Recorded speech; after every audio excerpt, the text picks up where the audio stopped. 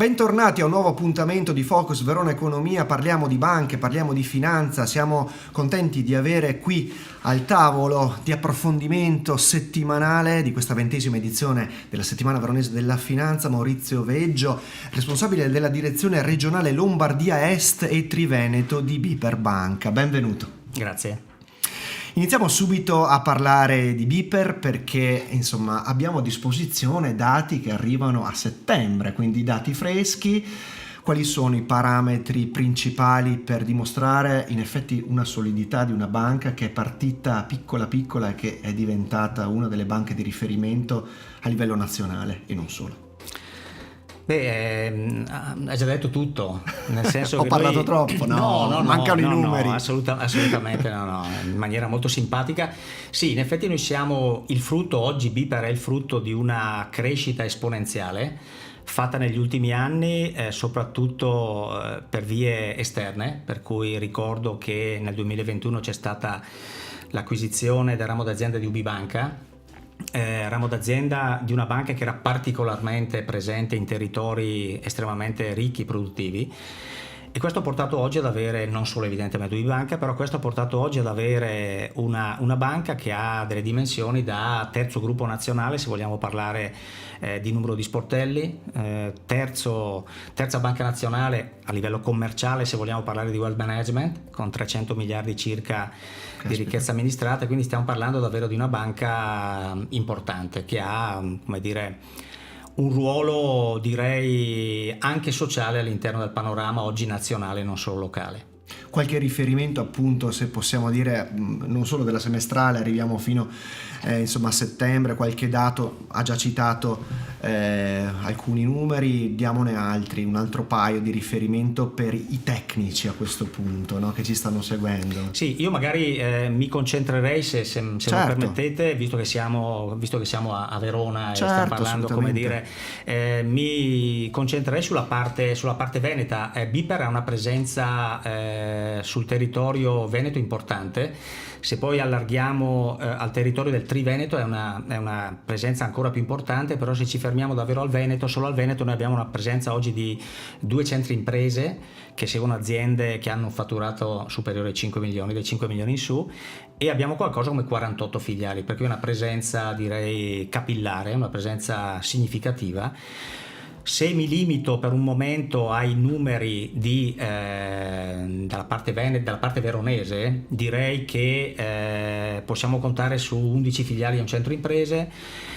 I numeri sono abbastanza semplici da ricordare perché stiamo parlando di masse amministrate, diciamo prodotto bancario lordo, che è molto bello dal punto di vista tecnico, di un paio di miliardi, quindi come dire, con dei numeri anche relativi ad esempio alle erogazioni corporate, alle erogazioni imprese e a delle erogazioni per i privati, che hanno avuto una crescita a settembre 2024 su settembre 2023 di circa il 50%. Per cui testimonianza, come dire, che al di là di una situazione che c'era, oggi è una situazione completamente cambiata, con dei numeri e delle prospettive su questo territorio estremamente favorevoli. Tra l'altro lei è responsabile appunto della Lombardia Est, del Triveneto, un territorio che storicamente è propenso al fare impresa e che, nonostante le difficoltà, perché sono oggettive, insomma, da un certo punto di vista, per un mix di vari fattori geopolitici e quant'altro, comunque non demorde, no? Ce lo può confermare dal suo osservatorio? Assolutamente sì, operiamo in territori, se vogliamo allargare appunto alla direzione regionale. La direzione regionale, tanto per darvi dei numeri, ha un prodotto bancario lordo di circa 30 miliardi, quindi stiamo parlando davvero di numeri significativi. Certo. Ed è vero, parliamo di imprenditori, se vogliamo rimanere sul mondo corporate, di imprenditori che negli anni hanno dimostrato una capacità imprenditoriale notevole, hanno dimostrato grandissima resilienza, la stanno dimostrando perché oggi ovviamente operiamo in alcuni distretti, anche, come dire, in settori che non sono tipicamente oggi propizi, no? Eppure, nonostante questo, alcuni imprenditori stanno investendo, stanno tenendo duro, stanno ricercando sbocchi dove magari prima questi sbocchi non c'erano. Quindi devo dire sì, stiamo parlando comunque di un tessuto imprenditoriale estremamente vivace.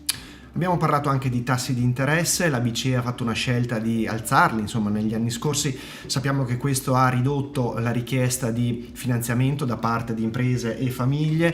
Progressivamente la stessa BCE sta facendo una riduzione a piccoli passi, ma comunque una riduzione. Ecco, cosa possiamo dire di questo rialzo prima e di questa retromarcia che pian pianino, insomma, dovrebbe dare un po' più ossigeno a famiglie e imprese, appunto? Sì,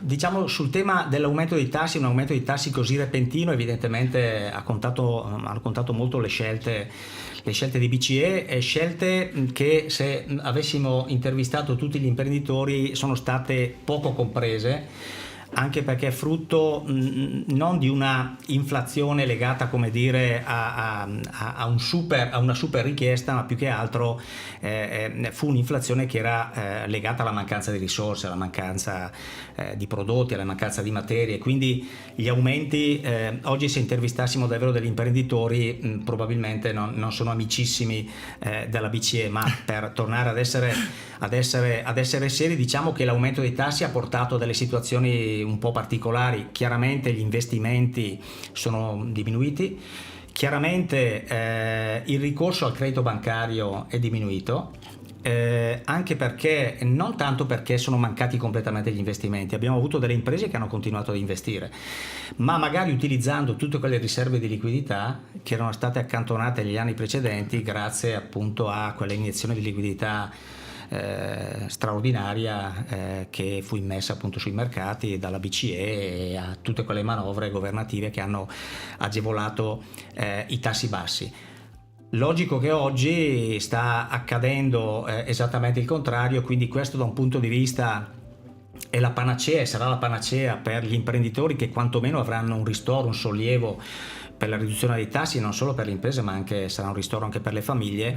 Magari dall'altra parte non saranno così contente le banche, perché evidentemente quel famoso margine finanziario, insomma, sulla raccolta di cui tanto si parla anche recentemente, verrà un pochino meno, ma sarà l'occasione per essere ancora più bravi nei confronti chiaramente delle imprese. Una banca solida, dicevamo, BPER, che si distingue anche per la propensione alla digitalizzazione. Insomma, avete lanciato dei prodotti che vanno in questa direzione, che stanno facendo, insomma, la differenza sul mercato. Sì, allora BPER ha fatto una scelta omnicanale molto particolare, a differenza magari anche di altre scelte lecite di altri competitor. Noi abbiamo preferito mettere a disposizione dei clienti tutta la tecnologia e tutto ciò che oggi il mondo digitale può mettere a disposizione.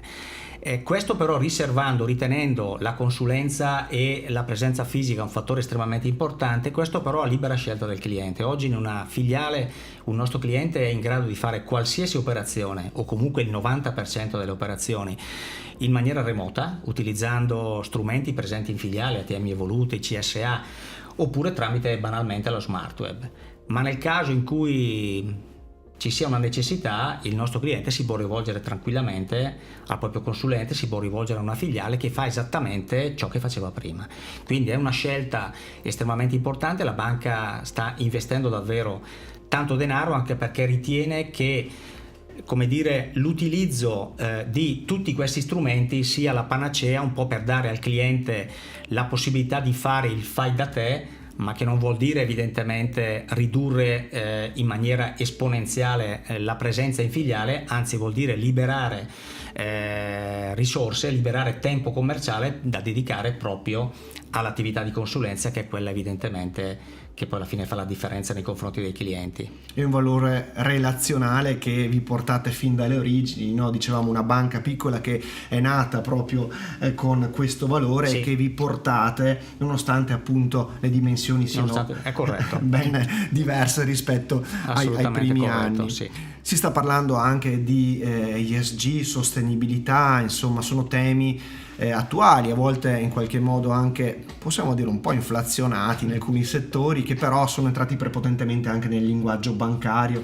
Immagino che anche il vostro istituto di credito sia attento a questi aspetti, anche perché se un'azienda è a posto o comunque in qualche modo dimostra di essere in linea con questi obiettivi dell'agenda europea, voglio dire, per voi è più facile anche riconoscere delle linee di credito, immagino, no? Perché avete più garanzie da un certo punto di vista. Assolutamente sì. Mi permetto di fare un'osservazione. Noi siamo una banca, BPER è una banca che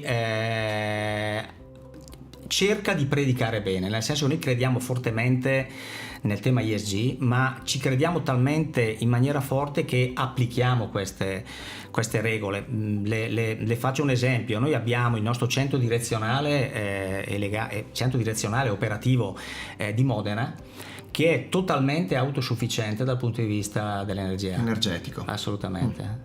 È tutto con energie rinnovabili, per cui centinaia, migliaia di persone che, come dire, una struttura imponente che funziona con energie rinnovabili.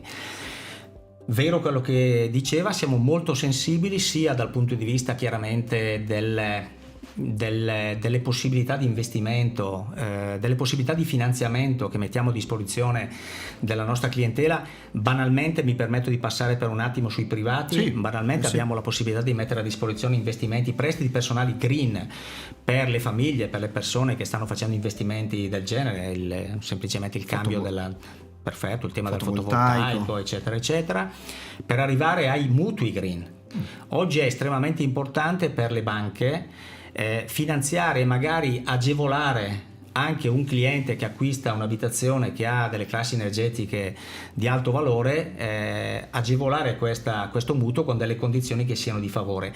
È nell'interesse anche della banca, perché avere evidentemente degli immobili che garantiscono le linee di credito che noi concediamo di una certa classe energetica, evidentemente non è la stessa cosa che avere chiaramente degli immobili che non siano di una certa classe energetica. Vale per il corporate.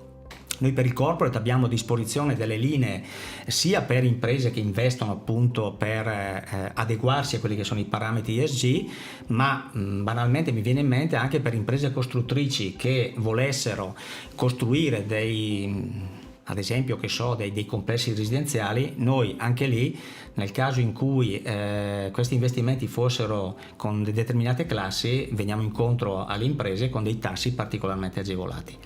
Sul tema invece degli investimenti, siamo molto attenti anche a questo tema. Devo dire che abbiamo un po' ampliato il questionario MiFID, cercando di raccogliere anche, chiamiamole, le intenzioni dei nostri clienti, e devo dire che in maniera particolare sulla parte giovane c'è una grandissima sensibilità nello stimolare le banche a mettere a disposizione degli investitori investimenti, siano essi gestioni patrimoniali, siano essi fondi, siano esse assicurazioni, che abbiano queste caratteristiche diciamo di sostenibilità. Anche perché i giovani sono particolarmente sensibili a questi temi, molto più delle nostre generazioni. Assolutamente. E quindi una banca che, come abbiamo capito, insomma innova, ma cerca di rimanere anche al passo con i trend e con chiaramente le sensibilità del momento, in particolare questa legata alla sostenibilità ambientale. Ascoltare i nostri clienti, ascoltare soprattutto appunto i giovani in questo momento è estremamente importante. Anche perché insomma saranno, senza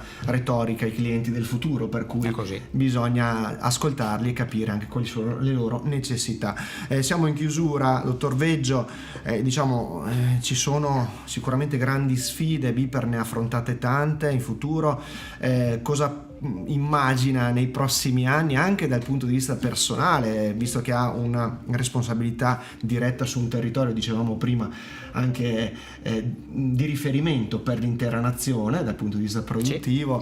Quindi cosa ci dovremmo aspettare un po' da questi prossimi anni, secondo lei? Ma guardi, il Veneto, il Triveneto è una zona è un territorio particolarmente attenzionato, perché evidentemente prima si parlava di imprenditori, qui ci sono imprenditori capaci, imprenditori dinamici, valgono un po' le stesse regole del gioco. Qui facevo riferimento quando si parla appunto della parte bresciana della Lombardia, ma devo dire che in questo penso ci agevolerà molto la situazione, l'abbiamo detto all'inizio ma lo ripeto, la situazione di BPER. BPER è una banca, è un istituto molto solido.